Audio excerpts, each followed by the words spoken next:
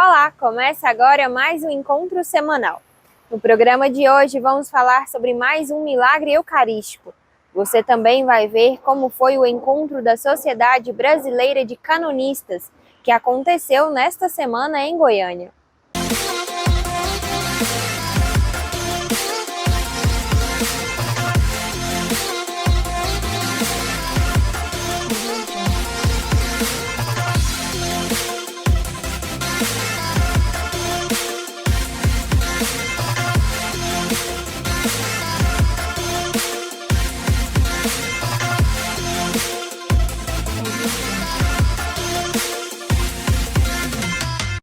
Continuando nossa série, hoje vamos falar sobre o milagre eucarístico que aconteceu na Argentina, na paróquia de Santa Maria de Buenos Aires.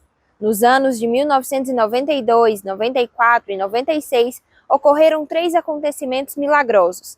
Em 1992, o ministro da Sagrada Comunhão Eucarística encontrou pedaços de hóstia consagrada no corporal. Então, o sacerdote colocou os fragmentos em um recipiente com água, que depois foi colocado no sacrário até as hóstias se dissolverem. Alguns dias depois, as hóstias adquiriram cor de sangue. Em 1994, numa missa, quando o ministro da Sagrada Comunhão Eucarística pegava a âmbula no sacrário, reparou que havia gotas de sangue, que escorriam por ela. Já em 1996, durante a missa da Assunção de Nossa Senhora, uma hóstia consagrada caiu no chão e foi colocada na água para dissolver. E novamente, alguns dias depois, a hóstia tinha se transformado em sangue. No ano de 1999, o Papa Francisco, que era o arcebispo titular na época, pediu que fosse analisado os casos. Assim, foi constatado que as hóstias se transformaram não apenas em sangue, mas em tecido vivo do coração, semelhante ao averiguado no milagre de Lanciano, na Itália. Além disso, o tipo de sangue AB é o mesmo identificado em outros milagres eucarísticos.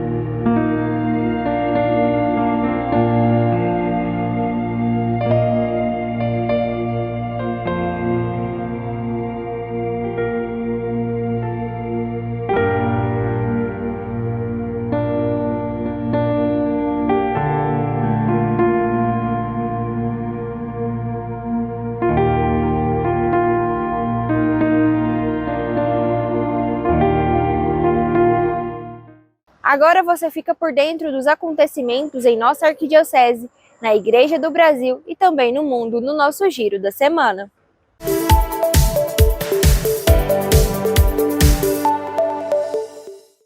Em uma carta divulgada na quarta-feira, 5 de julho, o Papa Francisco instituiu a Comissão dos Novos Mártires, Testemunhas da Fé, no Dicastério das Causas dos Santos, em vista do Jubileu de 2025. O objetivo do grupo de trabalho será elaborar um catálogo de todos aqueles que derramaram seu sangue para confessar Cristo e dar testemunho do Evangelho. A comissão continuará a busca já iniciada por ocasião do grande Jubileu de 2000 para identificar as testemunhas da fé deste primeiro quarto do século e para continuar no futuro.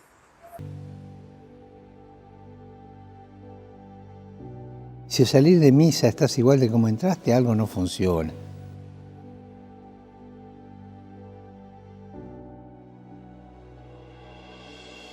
La Eucaristía es la presencia de Jesús, es profundamente transformadora. Jesús viene y te tiene que transformar. En ella es Cristo quien se ofrece, quien se da por nosotros, nos invita a que nuestra vida se alimente de Él y alimente la de nuestros hermanos. La celebración de la Eucaristía es un encuentro con Jesús resucitado, al mismo tiempo una forma de abrirnos al mundo como Él nos enseñó.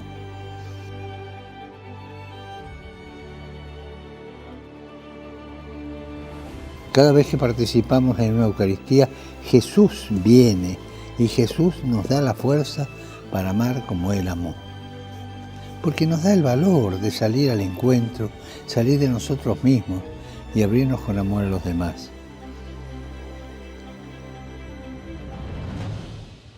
Oremos para que los católicos pongan en el centro de su vida la celebración de la Eucaristía, que transforma las relaciones humanas y abre al encuentro con Dios y con los hermanos.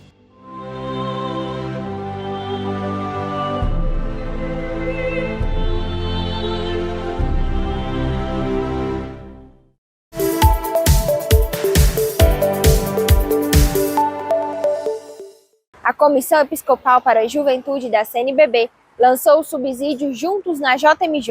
O material visa contribuir para os jovens brasileiros que não estarão em Portugal possam estar unidos em oração e missão.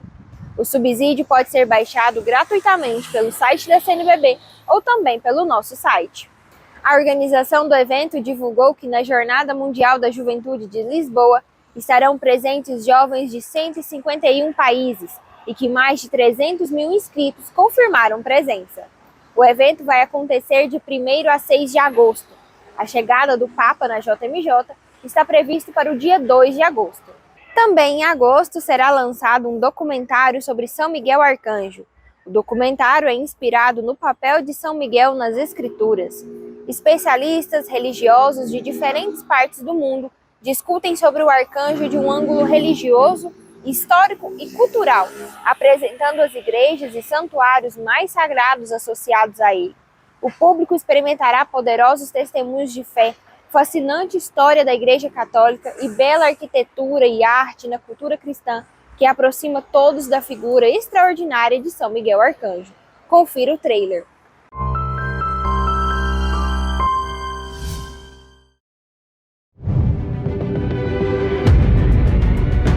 The life of a Christian on earth is a struggle, a fight.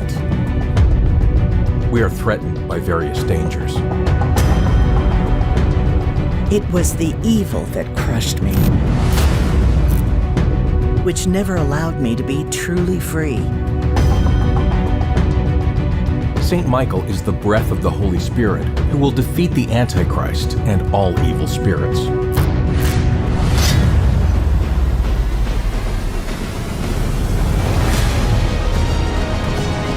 Well, after the Holy Trinity of Mary, Saint Michael is the most powerful being of God. Tell everyone that I grant all graces, that I have great power as the one who stands before God. A happy nation in which Saint Michael the Archangel is venerated. Here, one comes to seek answers to the question of the meaning of our life. It is worth knowing that on this path, we have a discreet companion.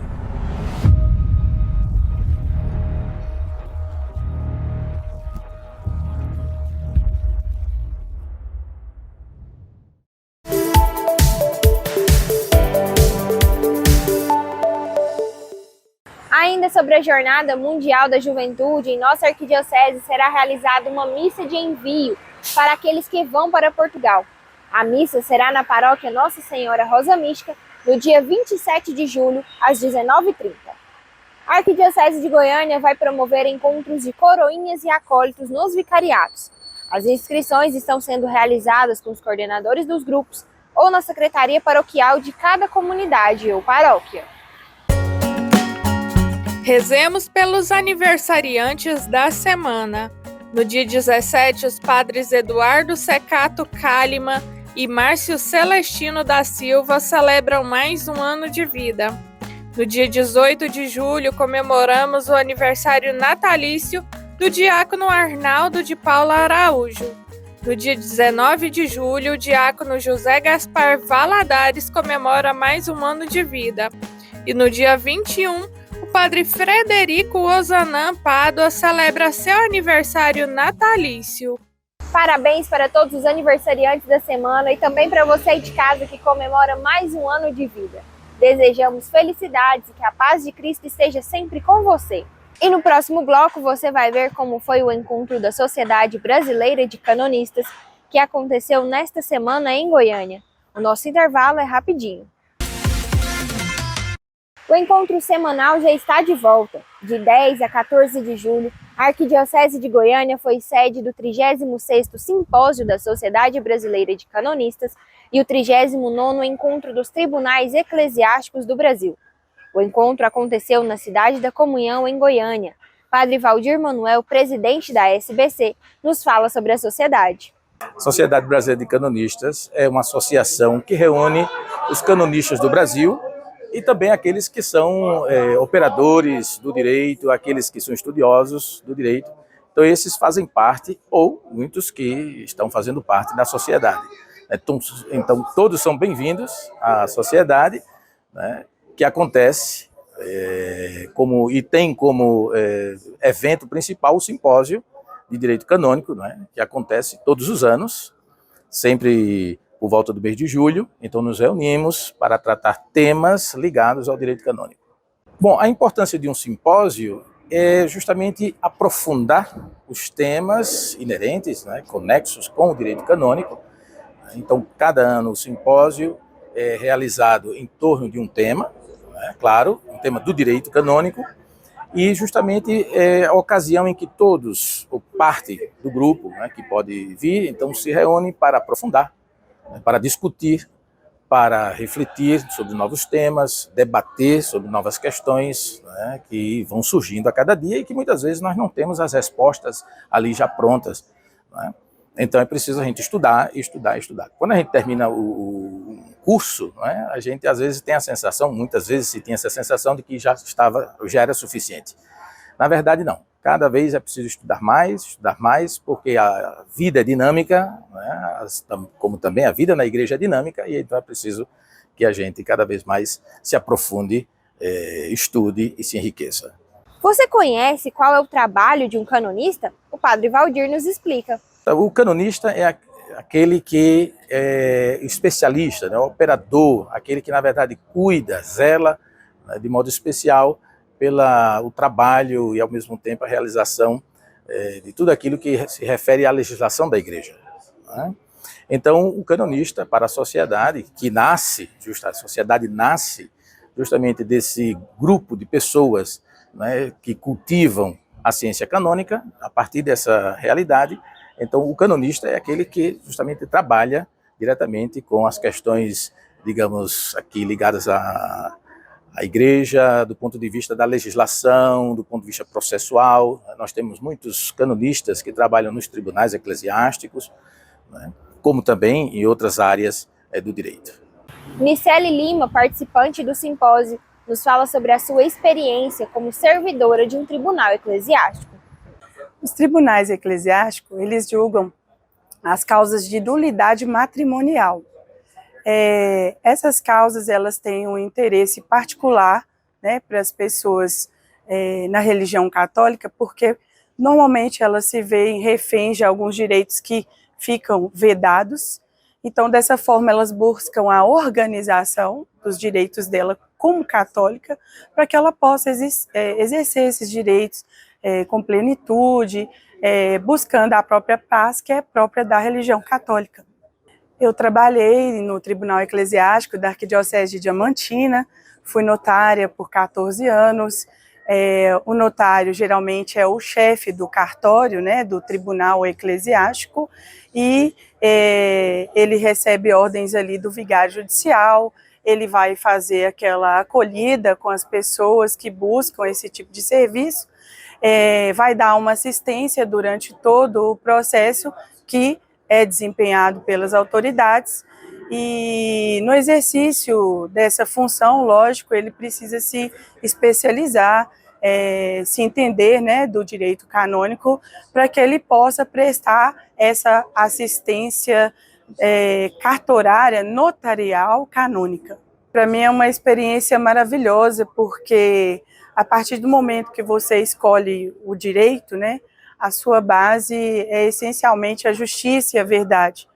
E se você escolhe o direito canônico, você consegue se aprofundar em algo, uma experiência transcendental impressionante, porque você consegue entender que essa sua busca um pouco técnica por justiça e por verdade, ela tem também uma base na fé. Então, essa assimilação dessas três coisas são muito poderosas na nossa vida, porque, afinal de contas, para quem tem fé, né, a nossa vida vai continuar de alguma forma perto de Deus. E aí é uma forma da gente associar essa beleza, né, que é unir uma técnica, uma profissão, com também uma experiência de fé. A importância é o seguinte: todo profissional que se preze, ele tem que se propor uma reciclagem, ele tem que aprofundar, até porque, como nós estamos podendo observar aqui, a igreja está em constante mudança, pensando no bem de nós todos, com certeza, e é preciso a gente passar por essas reciclagens, a gente se reaprender, e como o próprio Monsenhor Farnol tem deixado bem claro ali para a gente precisa se escutar, e esse é o momento da gente se escutar, trocar. Eu hoje trabalho como analista, né, num sistema da TELS, né, TELS Sistemas Eclesiásticos, e o trabalho tecnológico, ele nos proporciona esse encontro através das telas, mas eu temo também que o nosso convívio social é insubstituível. Então, esses encontros são momentos de muita troca, de muito aprendizado, de um contato com os nossos parceiros profissionais, para que a gente eleve aí os nossos conhecimentos, né, e estejamos aí em busca da nossa evolução profissional, na direção dos preceitos que o próprio Papa, que é o nosso diretor maior, quer para a gente que está nessa organização eclesiástica. Para quem quer, no caso, ser canonista, então precisa fazer o curso, né? Normalmente o mestrado em Direito Canônico, tá bem? Esse é o primeiro passo, tá?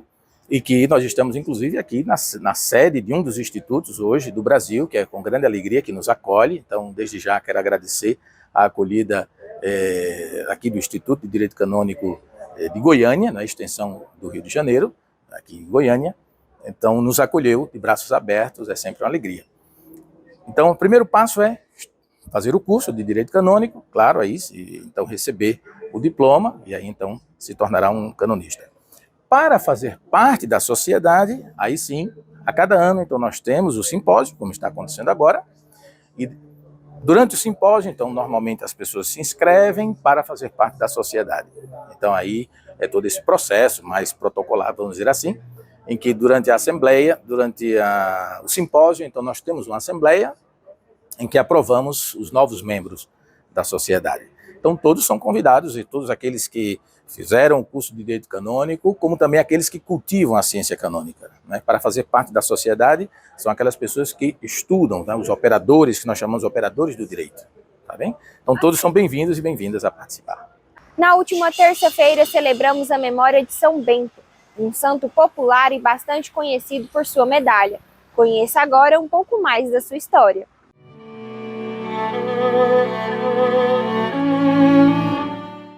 Hoje nós celebramos a solenidade do nosso Pai São Bento.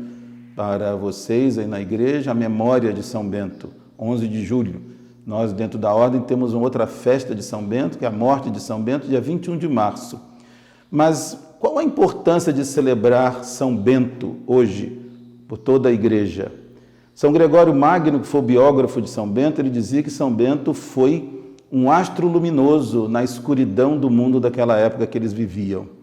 Depois da destruição do Império Romano Ocidental, a queda do Império, os bárbaros invadiram a Itália, a Europa toda invadida, um povo sem cultura e um povo que ameaçava a estabilidade de todo mundo, então, que tinha herdado, a igreja que tinha herdado toda a cultura do Império Romano e que tinha cristianizado toda essa cultura. Ora, São Bento, ao escrever uma regra, em 529 ele vai para Monte Cassino, depois de uma experiência de vida eremítica em Subiaco, essa regra, claro que São Bento não pretendeu reformar nada, não, construir nada, um mundo novo, mas nesta regra havia um fermento, vamos dizer assim, um fermento do Evangelho que serviu para, desculpa a redundância, fermentar, né, a cultura da Idade Média. Então, a regra de São Bento, na verdade, e São Bento não pôde escrever o que ele não viveu, São Gregório diz isso, que tudo que ele escreveu, que estava na regra, é o que ele tinha vivido. Ele foi essa luz na escuridão daquela época pela regra que ele escreveu, porque essa regra fecundou toda a cultura que veio depois dele. Mas qual a importância, então, de São Bento e dessa regra para o mundo de então e para nós hoje? Né? Nós podemos dizer, em primeiro lugar, é a preocupação que São Bento teve, ele e, portanto, os monges, as monjas que seguem a sua regra, de viver só para Deus. Mas não é um viver para Deus que o isolou do mundo e das pessoas, mas um viver para Deus em prol do mundo, de modo que ele fez da vida dele uma vida de serviço, uma vida de oração, mas uma vida que essa oração fez com que, centrado em Deus, ele olhasse para o próximo. Então, São Bento teve essa preocupação de enxergar em tudo no mosteiro, no abade, no enfermo e até em quem vinha ao mosteiro, o hóspede, o Cristo. A vida dele estava sentada em Jesus Cristo. O mosteiro era uma escola de serviço do Senhor, onde nós aprendemos a servir a Deus servindo uns aos outros. E por causa dessa presença do Cristo na outra pessoa, no irmão, na irmã. De modo que São Bento fez do mosteiro essa escola do serviço do Senhor, onde a gente aprende essa obra de Deus, o Opus Dei, que é a oração, que não é tanto a nossa obra para Deus, mas é a obra de Deus em nós, em cada um de nós. De modo que esse é talvez o segredo da vida beneditina, da vida de nosso pai São Bento. Uma outra coisa importante a dizer aqui, nesses breves momentos, é que São Bento, com essa preocupação de viver sob o olhar de Deus, de viver servindo a Deus, ele fez da vida monástica não uma vida de autorrealização, uma vida de egoísmo, onde o monge vive só para si, mas ele, na verdade, ele percebeu que a autorrealização nossa é fazer a vontade de Deus, é viver fazendo aquilo que Jesus Cristo fez, na humildade, na obediência, no serviço. Então, nosso pai São Bento, ele fez do Evangelho o seu caminho, guiados pelo Evangelho, todos juntos, né? Com Cristo à frente, nós caminhamos para o céu, para Deus. De modo que hoje me sinto muito feliz de poder dirigir essas palavras aqui a todos da Arquidiocese de Goiânia e peçamos a São Bento que ele nos ajude a viver a nossa vida cristã, nossa vida monástica, como ele viveu, buscando a Deus, sendo construtores da paz. Busca a paz e segue, ele diz na regra. Que todos nós saibamos, por intercessão dele, ser capazes de buscar a paz e sermos construtores da paz. Em nome do Pai, do Filho e do Espírito Santo. Amém. O nosso encontro vai ficando por aqui, mas continue nos acompanhando pelas redes sociais da Arquidiocese de Goiânia. A gente se vê na próxima semana. Tchau!